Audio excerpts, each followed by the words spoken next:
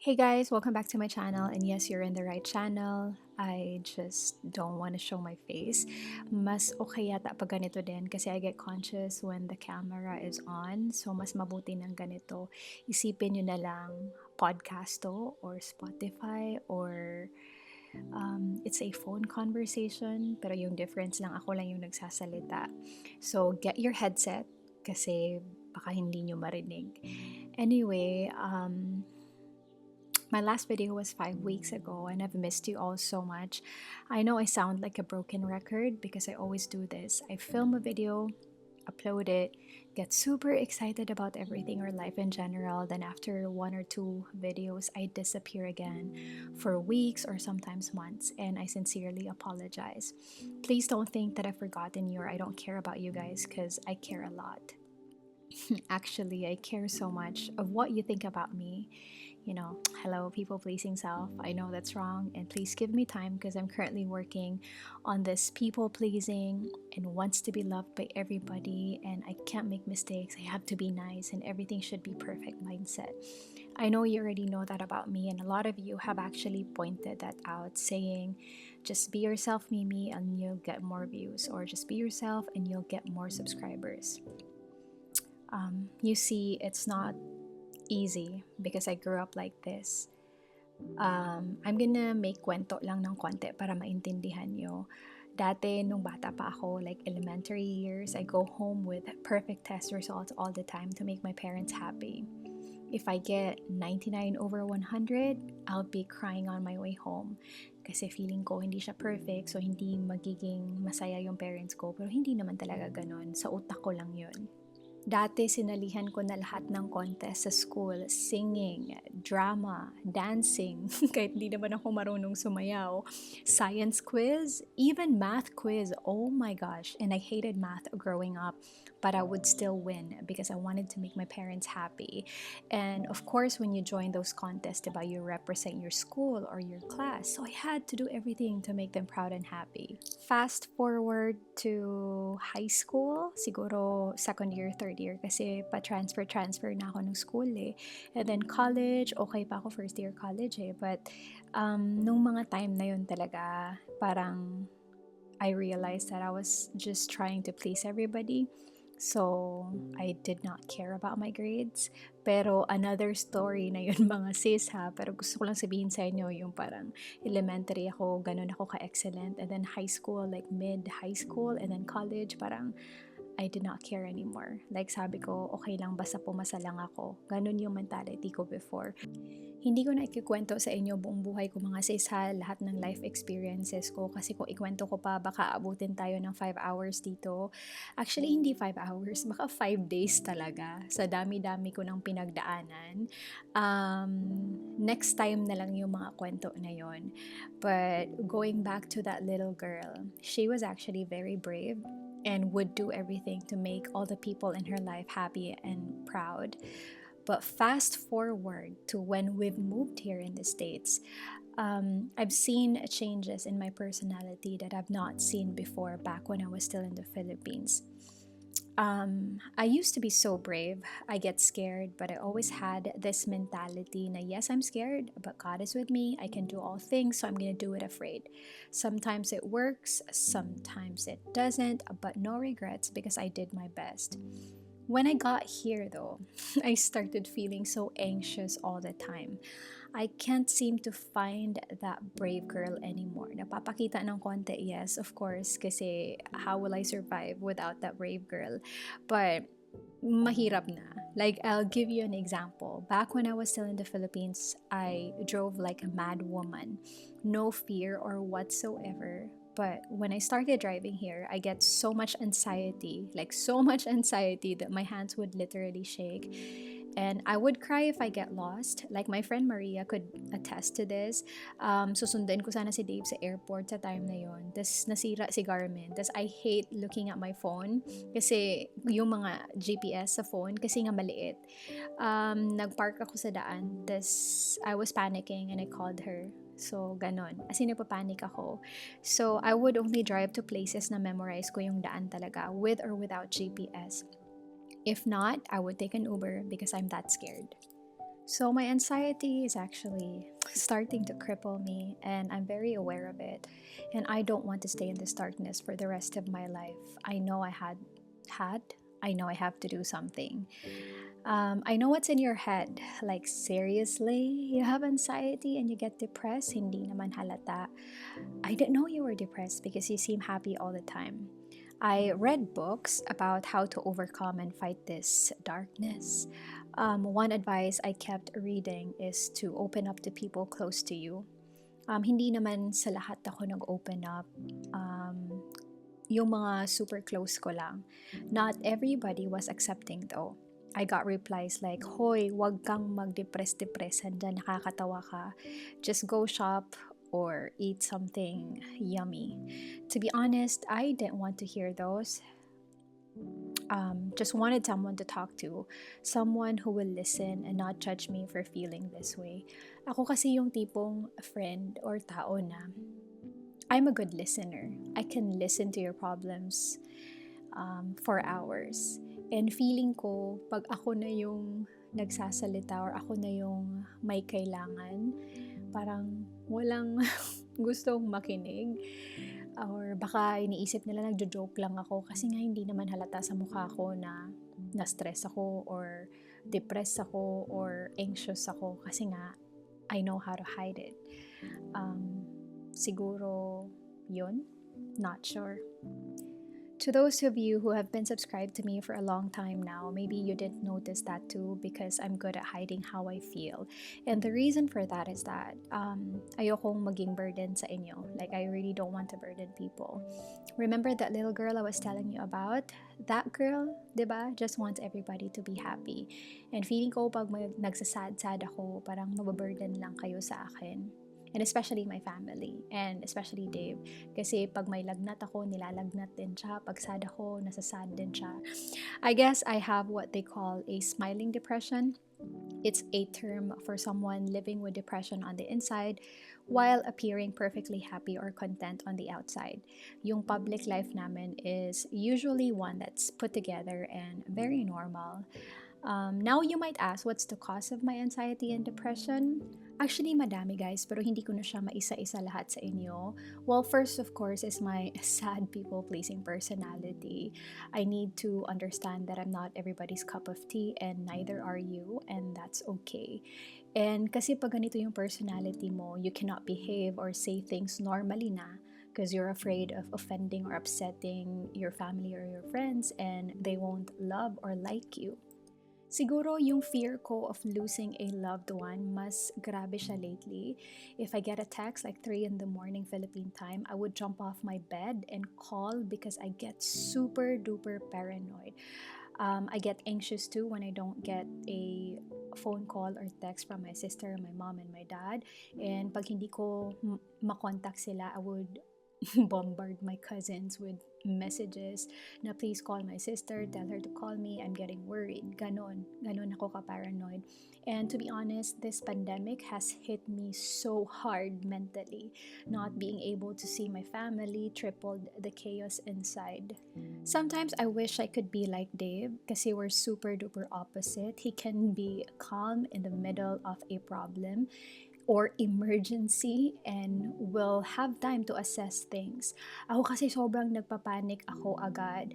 Like one time during a wedding, I accidentally deleted my file sa isang card and I was panicking, crying in the middle of the wedding ha. And I almost fainted kasi pag nagpapanik ako, nakakalimutan kong huminga. But Dave was super calm. He was on his laptop and then he figured out how to save all the files. Pero ako, grabe na yung panic ko. Siguro ito na yung last na i-share ko kung bakit ako anxious palagi.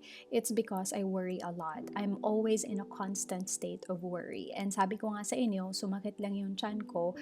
I'm already googling signs and symptoms of stomach cancer. Grabe talaga yung utak ko mga sis. Sometimes when I'm super happy, I also stop myself from being super happy. Kasi yung inner dialogue ko sa sarili ko, pag happy ka, yung kasunod niyan, masasad ka. Ayoko yung kasunod niyan. Wala pa namang nangyari na kasunod, yun na yung iniisip ko. Kaya I'm not enjoying the moment. And sabi nga ni Joyce Meyer, di ba, na worry is like a rocking chair. It's always in motion, but it doesn't get you anywhere. And alam nyo na, worry is the opposite of faith. It steals our peace and it actually physically wears us out. There's a lot of reasons naman talaga for depression. It could be abuse, age, certain medications, conflict, death or a loss or major events in your life. And of course, yung brain chemicals kasi some of us have brains that are more sensitive to the effects of stress. Depression and anxiety tend to be some of those touchy subjects na mahirap pag-usapan talaga from a Christian perspective. You guys know I grew up in a super religious church and surrounded with religious people. Ngayon hindi na, of course, nung kabataan ko pa. Pero nang dahil sa doon ako lumaki, meron pa rin yung feeling na if I feel depressed and sometimes walang reason talaga, but I'm not praying enough or I don't have enough faith. And it really breaks my heart to see the shame that we carry around because we don't want people to know and we are scared to be judged. We need to let go of this thinking now we are a bad Christian when our mental health isn't at its best. I have small victories at the moment, and for someone who's very brave and walang fear, if you hear my story, you might think, oh my gosh, yan lang pala, ang liit-liit niyan. But for someone who has anxiety like me, sobrang big deal na to talaga mga sis. I don't know if you guys can relate. Kasi pag may anxiety ka, you tend to do stuff that you're familiar with all the time. Yung parang nasa comfort zone mo palagi. Yung alam mong gawin na. Kasi when you fail, you get more depressed. And I don't want to fail kasi nga ayokong maging depressed, ayokong maging sad. And hindi naman pwede yun kasi sa buhay may failure talaga. Mag-fail talaga tayo kasi doon naman tayo nag-grow, diba? So, 2 years ago, ito na yung kwento. I've dreamt of owning a salon. Pero hanggang dream lang yon. Imagine, 2 years ago na yon pero wala akong ginagawa. I always tell Dave about it and some of my friends. Ini-imagine ko na yung color ng salon ko. Etong side na to, dapat may lashes. Sa kabila, may brows. Sa kabila, may nails. Tapos may makeup pa. O, diba? Grabe yung dream ko mga sis. And I realized na kung gusto kong magka-business dito sa States, how can I own one or hire people and have a successful business if I don't know how to do it myself, diba? So I took a class for lash lift and lash extensions. Yun yung inuna ko first. And oh my gosh, it was hard. It was really hard. First day, I broke down. As in, I really broke down. Umiyak ako ng bonggang-bongga. And last day, hindi naman grabe. Pero yung seatmate ko, sinabihan talaga ako na, you know what, I don't wanna look at you because I feel nervous when I look at you. Nakikita talaga ng tao, kahit yung tao na hindi ko ka-close. So yun mga sis, one down. And a lot more to go, and I need to study to be a licensed esthetician if I want to put up a business here in the States. I'm gonna do that soon. I will do it. Small steps lang talaga. I don't know what's gonna happen in the future and I have no answers at the moment.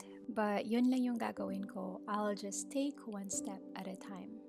I've always wanted to join photography workshops here in the States too, but hindi ko talaga siya ginawa. Even may nakikita na akong mga posts ng mga photographers na pinafollow ko na meron silang workshop, hindi ko ginawa.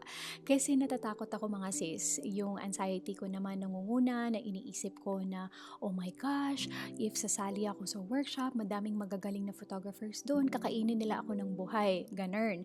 Hindi nyo yan mapapansin. I don't know if you've seen me shoot a wedding or a portrait.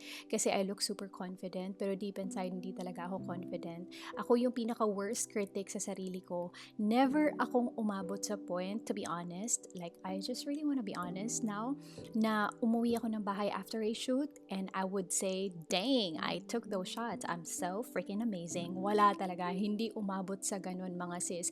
Kasi sa isip ko, oh my gosh, I could have done better. If I had more time, mas madami pa akong magagawa na mas magandang shots, yung ganun.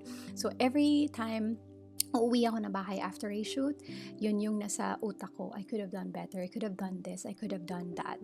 So, yun. Worst critic ako sa sarili ko talaga, and I should be really kind to myself. Nire-remind ko na yung utak ko and yung puso ko na please be kind to yourself. I always get caught up in being kind to others that I forget the importance of being kind to myself as well. Don't get me wrong, hindi naman ako ganito in front of everybody. When someone compliments my work, I simply just say thank you. But deep inside, iba yung nangyayari. Like, I should really keep my inner dialogue in check all the time and remind myself that I am enough. Please let me know in the comment section below if you're like this too, and kung ganito kayo dati, tas nag-change kayo, ano yung ginawa nyo. So remember that little girl? Remember that little girl? That little girl is still me. And that little girl wants everybody to be happy. So parang yung feeling na empty na yung cup ko kasi I keep giving, I keep saying yes to everybody. And wala na akong nabibigay sometimes. As in, pigang-piga na talaga. Kasi nga, I don't give myself enough love. So yung love na binibigay ko sa lahat, dapat ganun din ako mag-love sa sarili ko, 'di ba? Pero hindi ganun yung nangyayari. But don't worry, I am a work in progress. I'm very aware and I will do my best to really change. Sorry guys, ang dami ko nang chinichika sa inyo. So balik tayo sa photography workshop. So finally, meron akong workshop na sinalihan. It's gonna be in Utah this coming September. I don't know if you guys know Marina Williams. She's very famous on Instagram and then TikTok. Nag-post siya and then nung nakita ko yung ColourPop workshop, sabi ko, sasali na talaga ako. While waiting for the email confirmation, I got super stressed and na-depress talaga ako kasi iyak ako ng iyak mga sis. Ayokong lumabas ng bahay kasi yung inner dialogue ko na naman sa sarili ko is that I'm not good enough. Hindi ka magaling kaya hindi ka napili. Kasi yung pag-apply mo sa workshop na yon, kailangan mong ilagay yung portfolio mo, tas mamimili siya. Sinabi niya kasi sa Instagram stories niya na I've got hundreds and hundreds of applicants, tapos 20 lang yung pipiliin nila mga sis. So yung time na yon na nagwe-wait ako na kahit anong gawin kong refresh ako ng refresh, wala talagang email from Marina. And of course, nakikita ko na kasi yung mga reposts ni Marina from different photographers yung natanggap sa workshop na super excited daw sila mapunta ng Utah and ma-meet si Marina, and excited sila sa workshop. So ako, I got the email on the third day. I was very happy, like super happy. Pero na-realize ko din na what if hindi ako natanggap? Will I quit photography just because someone said no to me? Yung ganon. Kasi hindi ibig sabihin na mag-no si Marina sa akin then hindi ko na calling itong photography. Kasi pwede naman siyang mag-no sa akin kasi hindi ko style yung style niya or hindi swak yung style ko sa workshop na to. Gets nyo ba? So parang, 'di ba, ang pangit talaga. Parang isang no lang, mag-quit na ako. If you're experiencing the same thing, like merong nag-no sa'yo or you failed at something, gusto ko lang kayong i-encourage, nabasa ko lang to online. So the lessons you learn along the way, the ownership you take, and the person you get molded into from your failure is what makes you into an incredible person when you make it to the top.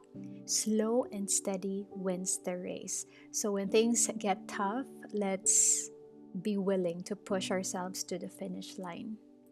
Sorry guys ha, ang haba-haba na ng kwentuhan natin. I'm checking my phone now and 17 plus minutes na siya. Umabot ba kayo ng 17 minutes? Mag-comment kayo sa baba. And na-miss ko lang kayong kakwentuhan. So mag-comment din kayo ha, kasi gusto ko kayong chikahin eh. And i-share nyo din dyan sa baba yung mga small victories na ginagawa nyo at the moment or yung nagawa nyo na. Anyway, i-close ko na to. Hindi ko alam kung mag-close na ba tayo. Baka may mga pumasok pa sa utak ko. So after battling for years sa anxiety ko and depression, I've come to realize one thing. Thoughts come before feelings. So in other words, what we think determines how we feel. Nakuha ko lang to sa preaching ni Joyce Meyer. So it's not an overnight thing, but I'm slowly healing. I know it's going to be a battle always. Yung battle ng mind natin, palaging nandyan naman yan, but I'm aware of it now. So when negative self-talk happens in my head, I will always try to change the channel until I feel good. I know there will always be days na I'll get defeated and I'll give in to the negative emotions, but I will keep fighting, and I hope you keep fighting too. So, what's the connection with all these to my lack of uploads? Obviously, when I feel anxious, yes, I could start filming pero hindi ko siya natatapos. Madami na ako mga videos na nakatunganga lang ako sa camera, nakatingin ako sa malayo. And sometimes may sinasabi ako, tapos hindi ko naman gets yung sinasabi ko. Hindi naman ganun kalala mga sis ha, like I don't get sad every day naman. So when you see videos uploaded in my channel, those were the days that I felt completely okay. Pero ngayon kasi tinitreasure ko na yung mga days na yun, na pagising ko sa umaga, sobrang ganda ng mood ko, sobrang gaan ng pakiramdam ko. Nagsa-study ako. I study from different photographers. Meron ako mga binibili ng mga courses online, ganun. Kasi of course, I wanna improve my skills. I wanna be better at what I do. So marami din akong ginagawa na hindi nyo na alam kasi hindi ko siya film. So, yun. I don't know if you've noticed, but I seem to jump from one content to another.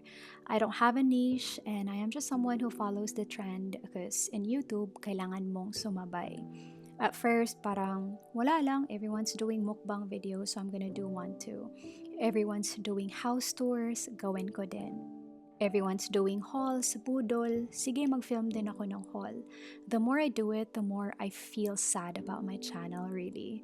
It's like I'm just following a trend. It's not fulfilling anymore. Don't get me wrong, I love sharing what I love, but I feel like I'm influencing you guys to buy things you don't really need. And especially now kasi na pandemic, parang hindi talaga siya right timing. Everyone should be saving money. Kaya ngayon, kahit sobrang dami ko ng favorites, dami ko ng gustong i-share sa inyo, it's hard for me to turn on the camera and tell you guys about it because surely I'm gonna get a tag on Instagram, Mimi made me buy it after. Dati sobrang proud pa ako pag may mga natanggap ako, Mimi made me buy it kasi wow, I'm such an influencer. Wow, I'm so excited for you guys to try it. Parang happy din talaga ako na matry niyo yung favorite ko. I love makeup. Alam nyo na yan mga sis kasi hello, yun naman talaga yung reason, diba, kung bakit nag-start yung channel ko in the first place. But to be honest, I can't explain what's happening in my heart and head at the moment. If I find the right words, I'll tell you guys about it, I promise. Anyway, I need to really stop talking na, no? Kasi it's been 22 minutes. I just want to end this video with a little encouragement. So if you also suffer from anxiety and depression and you're looking for hope, maybe you feel like you've tried everything and you can't seem to beat it, please know that you're not alone. My prayers are with you always, and let's keep believing that this is not the end of our story.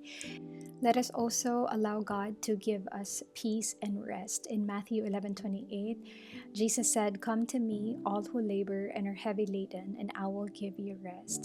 He really wants to ease our burdens and give us rest. I'm going to share another verse in Philippians 4, verses 6 to 7. Do not be anxious about anything, but in everything by prayer and supplication with thanksgiving, let your requests be made known to God, and the peace of God, which surpasses all understanding, will guard your hearts and your minds in Christ Jesus. The Bible tells us that God is faithful. That's one of His major characteristics, and He can be counted on to come through for us. So, yun lang guys. I hope meron kayong natutunan sa sharing na to. And thank you for listening to me. As in, thank you for being my therapist today. I'll see you in my next video. Love you guys. Bye.